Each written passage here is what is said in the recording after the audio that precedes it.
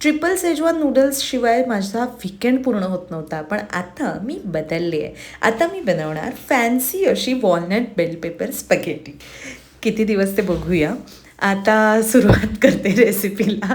बघितलं असेल ना तुम्ही, ऑलिव्ह ऑइल वगैरे आणलं आहे मी. ऑलिव्ह ऑइलमध्ये थोडेसे chopped garlic, walnut, cherry tomatoes असं सगळं कांदा वगैरे टाकून थोडंसं भाजून घ्यायचं. त्याच्यामध्ये ही जी रेड कलरची बेल पेपर आहे ती मी आधी रोस्ट केली होती, पूर्ण एकदम काळी कुळकुळीत करून टाकायची तिला. आणि मग ती कापून ते कांदा, टोमॅटो आणि पनीर, लो फॅट पनीर आणि मीठ असं टाकून पेस्ट बनवून घ्यायची. मगाचं भांडं आहे म्हणून ते असं दिसतंय. ते काही घाणेरडी भांडी वापरत नाही आम्ही घरामध्ये. त्याच्यानंतर baby corn, broccoli, purple cabbage, Schezwan chutney, pizza mix होते हर्ब्स आणि ते मगाशी पेस्ट असं सगळं टाकायचं आणि मिक्स करून घ्यायचं.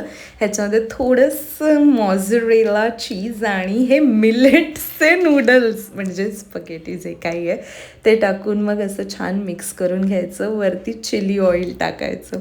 आय नो त्याच्यापेक्षा ट्रिपल शेजवान परवडले असते, पण हे हेल्दी आहे. सो लेट मी नो कसं वाटतं.